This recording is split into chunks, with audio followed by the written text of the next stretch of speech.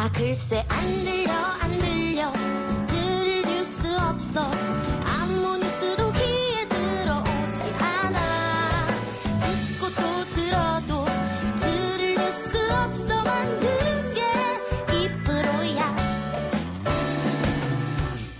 이동영의 뉴스 정면승부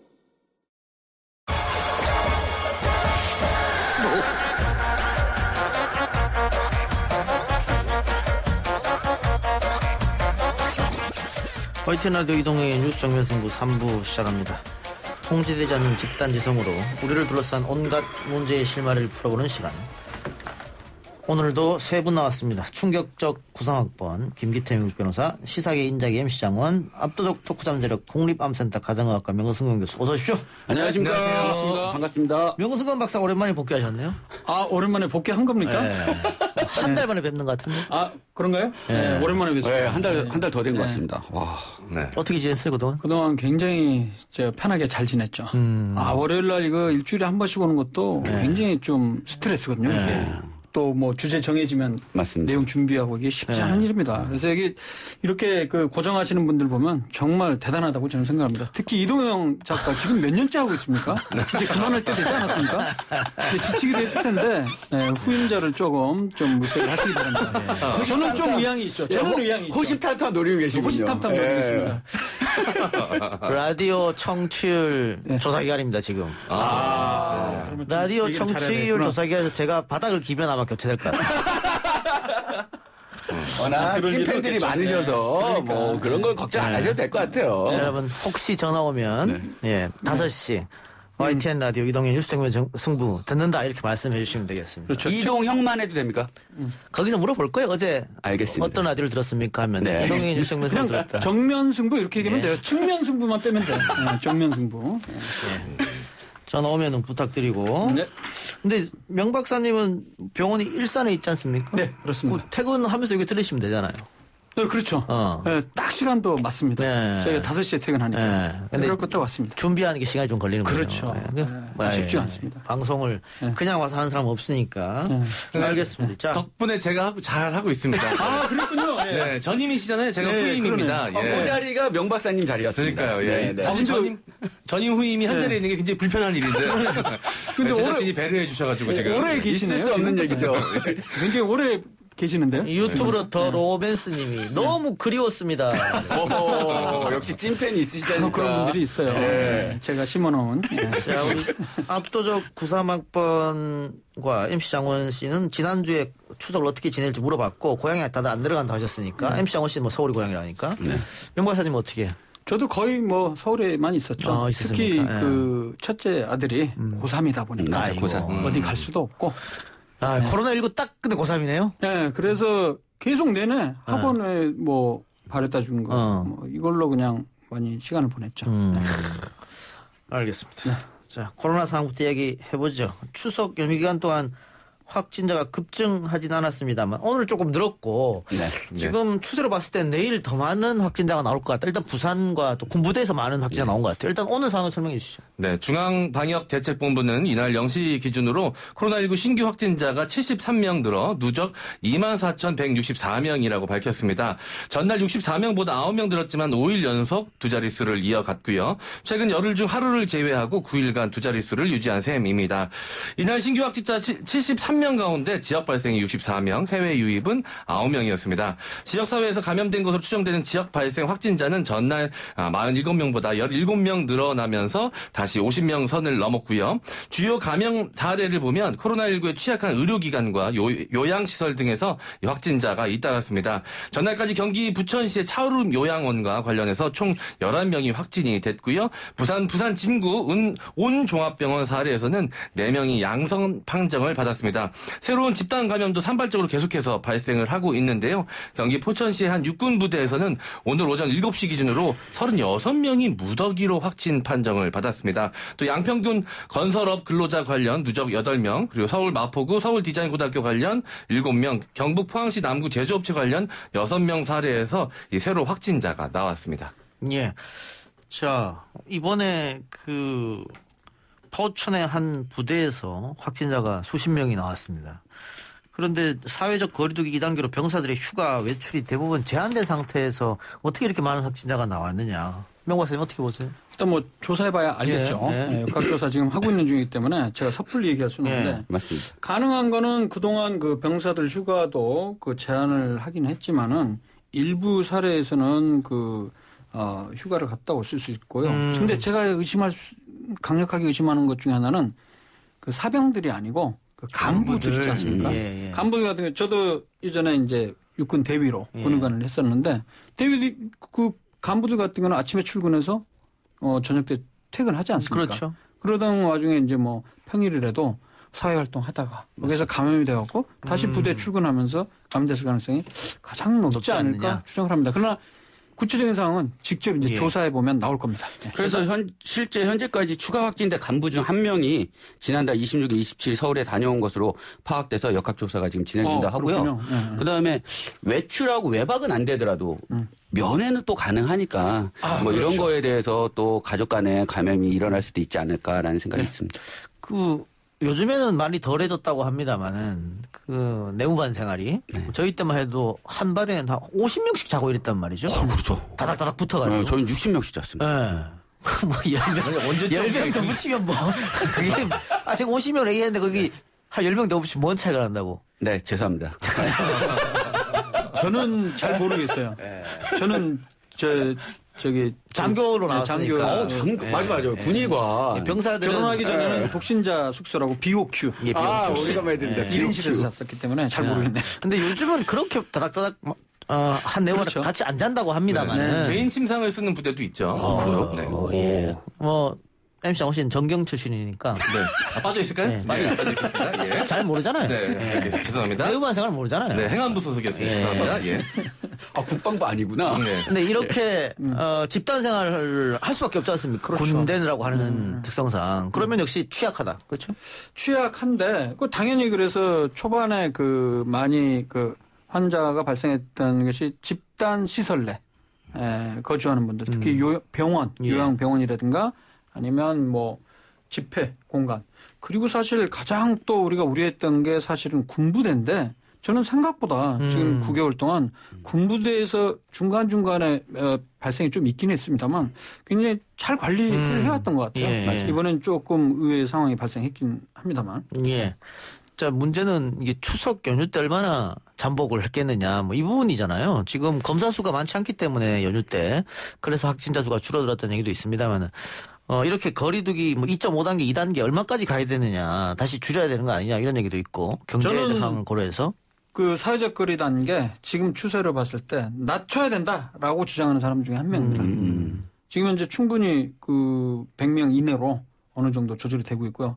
그 다음에 이제 그 추석 연휴 기간이 지금 며칠이었죠? 우리가 목요일, 수요일. 한 5일쯤 됐죠. 5일 됐거든요. 맞습니다.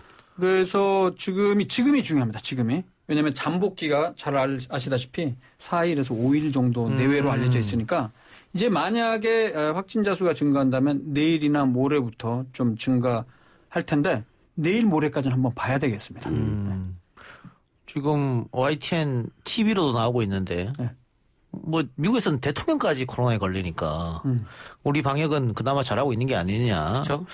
근데 그거는 뭐 잘 아신 대로 트럼프 대통령 자체가 사실 그 마스크의 중요성에서도 조금 간과했고. 이번에 걸리고 나서는 마스크 쓰라고 얘기하더라고요. 그러니까요. 그때 그 바이든이랑 그 토론을 할 때도 그 전에 바이든 그 마스크 쓰고 있는 거를 갖다가 굉장히 그 비꼬면서 그렇죠. 얘기했었거든요. 네. 그래서 사실 그런 부분 보면 정말 저는 너무나 안타까워요. 그 주변에 있는 주치의들이 분명히 이야기를 해줄 텐데도 야 이거 참 너무 안타까운 생각이 좀 지난 듭니다. 2일에 자기 건강하다고 본인 SNS에 올린 영상에서도 마스크를 안 쓰고 있더라고요. 맞아요. 예. 이거 진짜 아시겠지만은 지금 74인가 그렇죠? 70대 중반 정도란 말이죠. 잘 아시는 대로 70대, 80대에서는 특히 이제 약간 비만해 보이지 않습니까? 그리고 기저질환이 뭐가 있는지 밝히지를 않고 있는 거로 되어 그렇죠. 있어요. 지금 잘 몰라요 지금. 네. 1급 그런데 비밀이니까. 지금 상황을 봤을 때는 그런 기저질환의 가능성, 그다음에 고령, 그다음에 비만 이런 것들을 봤을 때는 굉장히 좀 고위험군에 고위험군이고 아주 심각한 상황에 갈 수 있었는데 엊그제 보니까 좀 그것도 숨겼다고 그러더라고요. 산소 네. 고령은 당연히 위험하다는 걸 알겠는데 네. 비만과 코로나는 어떤 상관관계가 있어요? 비만은요. 혹은 뭐 기저질환이 있는 사람은 대부분의 병의 위험성을 높이는 거로 알려져 있어요. 그래서 고령, 비만, 그리고 기저질환 이것이 굉장히 중요한 그 위험 요인 중에 하나가 되겠습니다. 네. 그 일본 출신 세계적인 디자이너죠. 겐조. 네. 겐조 씨도 코로나19로 사망했는데 역시 그 81세 고령이 문제였던 걸로. 예. 우리나라의 경우도 지금 치명률이라고 해서 걸렸을 때 사망하는 사람이 얼마나 되느냐 퍼센트로 했을 때 우리나라 같은 경우 80대 이상에서는 20% 내외가 되거든요. 굉장히 높은 편이에요. 그렇죠. 70대는 그래도 좀 낮아서 7, 8%로 떨어지고 그다음에 젊은 사람들 30대 미만에서는 거의 0%거든요. 그러니까 고령 특히 70대에서 80대는 굉장히 주의가 필요합니다. 조심해야 된다. 다행히 뭐 트럼프 대통령 지금 좀 회복됐다고 해서 했는데 좀 더 기다려봐야 될 것 같습니다. 예. 자, 마스크 이야기 나왔으니까 네. 13일부터 마스크 착용 의무화되죠? 네, 맞습니다. 마스크 착용이 의무화되는 장소들에 대해서 말씀을 좀 드리도록 하겠습니다. 버스, 지하철 등 이 대중교통과 집회 시위장, 의료기관, 요양시설 등에서는 반드시 마스크 착용을 의무화해야 되고요. 11월 22일까지는 계도 기간입니다. 이후에는 위반 시에 10만 원 이하의 과태료가 부과가 됩니다. 여러분 유념하셔야 될 것 같고요. 마스크 썼지만 입과 코를 완전히 안 가린 경우에도 과태료 대상자가 됩니다. 그러니까 코와 입을 완벽하게 가린 상태로 마스크 착용을 하셔야 될 것 같고요. 대중교통, 의료기관, 요양시설 종사자, 이용자는 상시 착용을 하셔야 됩니다. 이 마스크도 다 마스크라고 인정이 되는 것이 아니라 이 종류에 따라 인정되는 것이 있고 인정되지 않는 것이 있는데요.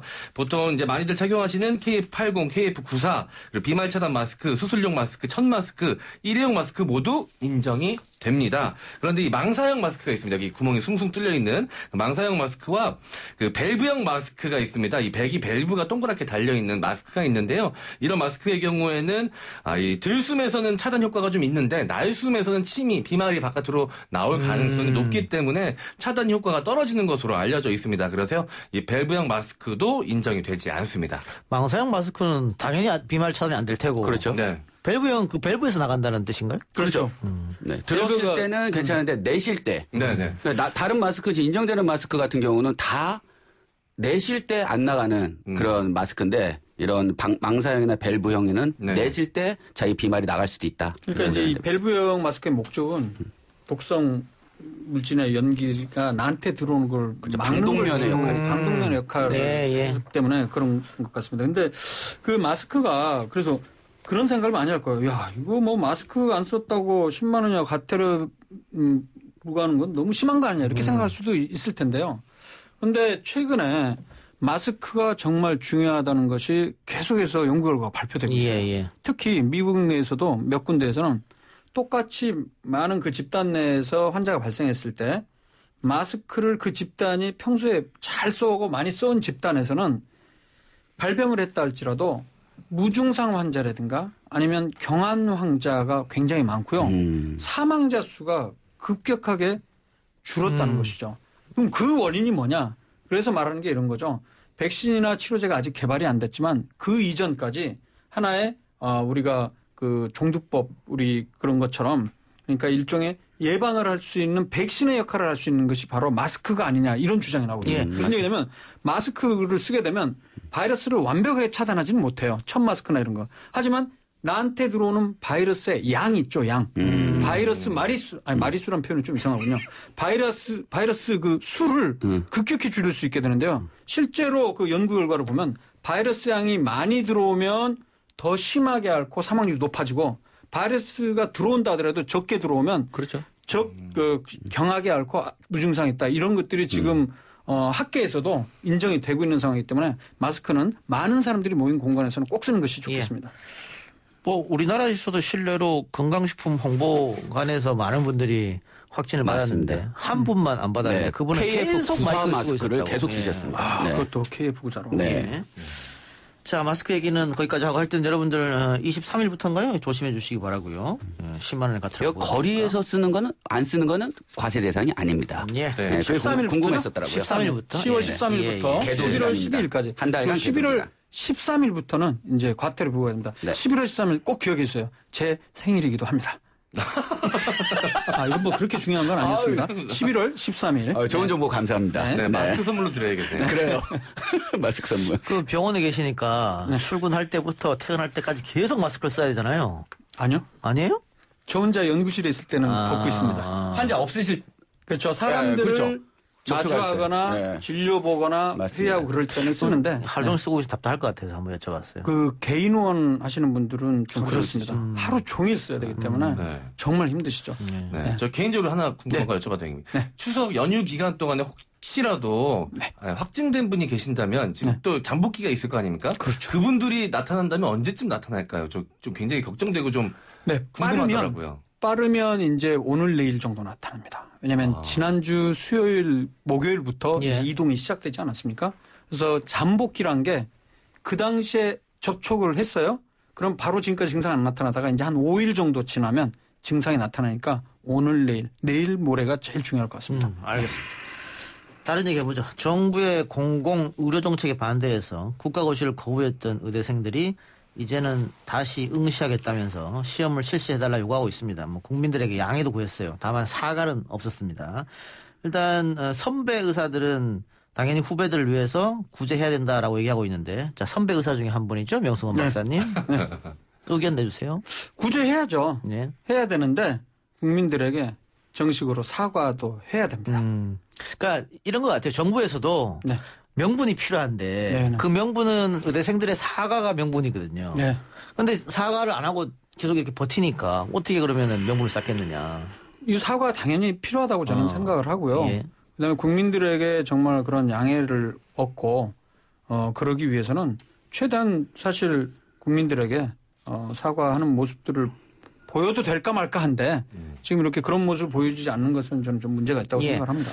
국민들에게 사과를 하더라도 구제를 해주면 안 된다. 이런 의견도 있습니다. 그렇죠. 역시 법의 형평성 문제인 것 같아요. 네.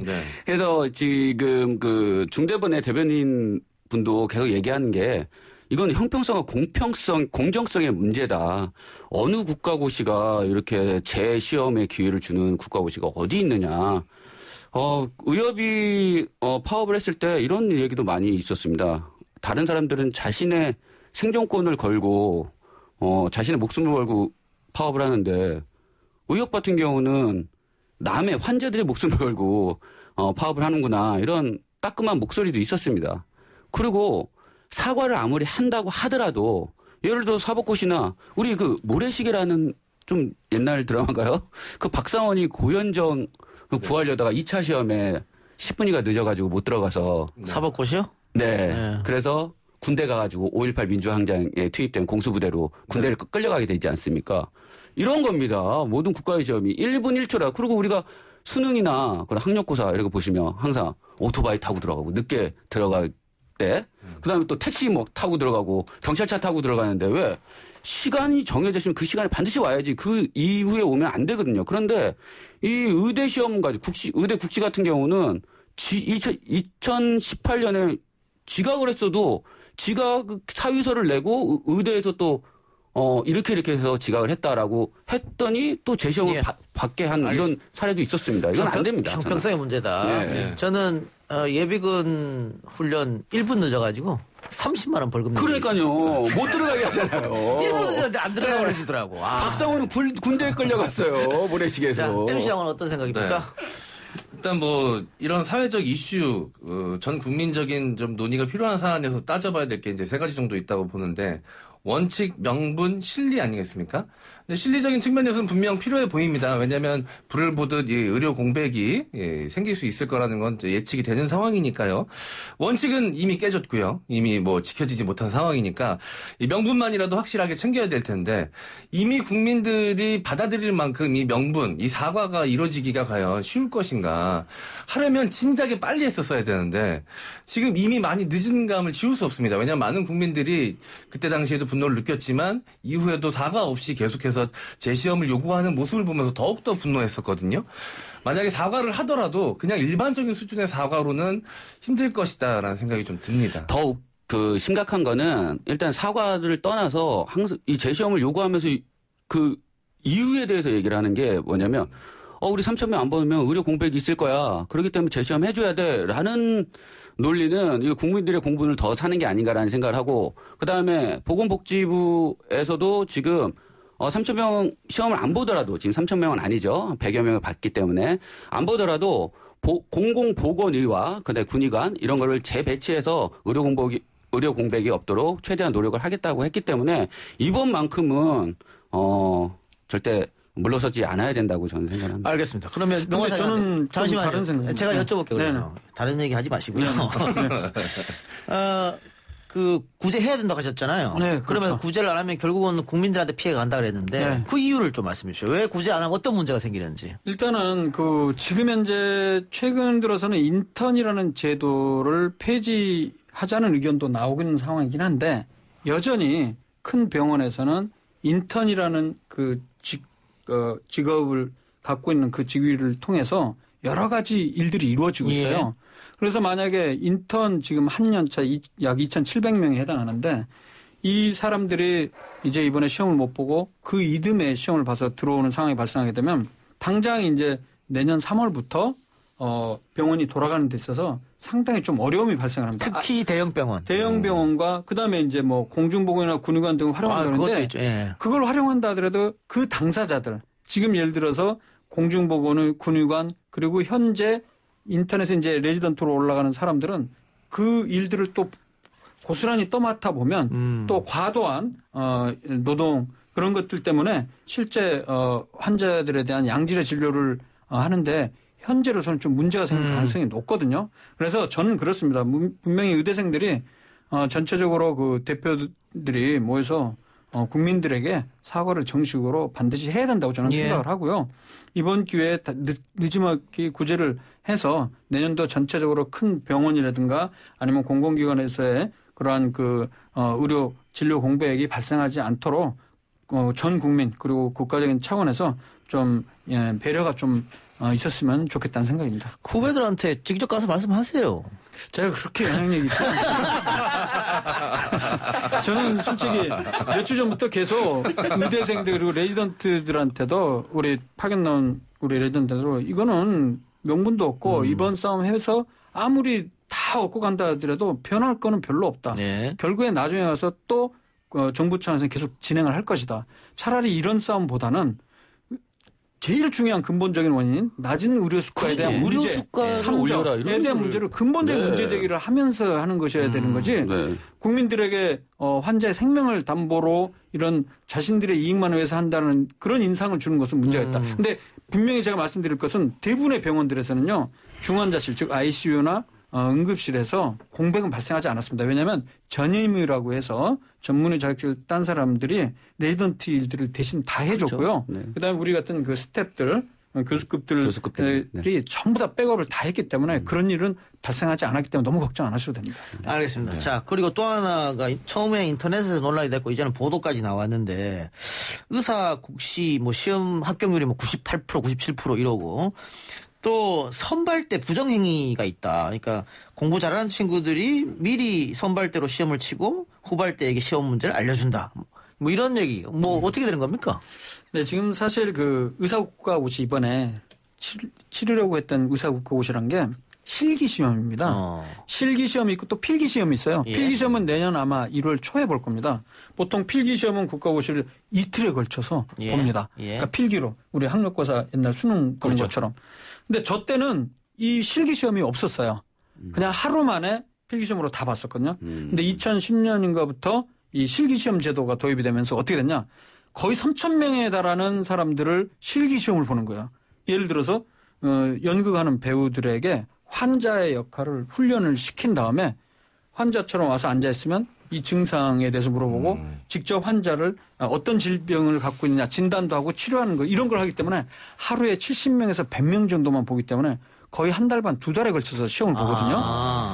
그래서 이렇게 하기 때문에 어떤 게 있냐면 우리가 사실 학생들이 아무리 실수를 많이 했어도 환자 딱 한번 보면 쉽지 않습니다. 환자 진료 보기가. 그러니까 되게 어떻게 되냐면 좀 공부 잘하는 애들을 앞에 배치를 해서 첫날, 둘째 날, 셋째 날 중에 진짜 공부 잘하는 애들이 보통 그쪽에 배치가 돼서 그 다음에 나오면 족보란 걸 만들게 되는 거죠. 예. 머릿속에서 기억을 해갖고 이제 문제들. 그럼 그걸 바탕으로 해서 이제 공부를 해서 이런 게 있다고 하더라고요. 근데 저도 들은 얘기입니다, 사실은. 이런 게 있다는 거는. 예전에 안 그랬습니까? 명 박사님 시험 칠 때는? 저 때는 아까 말씀드렸잖아요. 필기시험이 없었습니다. 필기 시험이 없었고 네. 필기만 필기시험이. 단 하루만 보기 때문에 이런 일이 발생하잖아요. 그러니까 3,000명의 인원이 다 한꺼번에 실기시험을 볼 수 없기 때문에 네. 72명에서 108명 정도 매일매일 돌아가면서. 인원수를 짜서 국시원에서 통보를 하면 대학에서 그 시험 일자에 맞게 학생 수를 배정하는 겁니다. 알겠습니다. 근데 이게 뭐 당연히 특혜일 수도 있고 그런 시험이 어디 있냐라고 할 수 있겠습니다만은 뭐 직업 특성상 아까 얘기했던 인턴, 레지던트 계속 겪지 않습니까? 네. 그러면서 또 근데 아까 얘기했던 뭐 공부 잘하는 애들이 먼저 앞에 배치가 돼서 뭐 족보로 만들어 이런 부분은 조금 개선은 돼야 될 것으로 개인적으로는 생각합니다. 예. 네. 알겠습니다. 자, 그러면은 의사시험 이야기는 여기까지만 하고요. 광고 듣고 와서 4부에서 이어갑니다.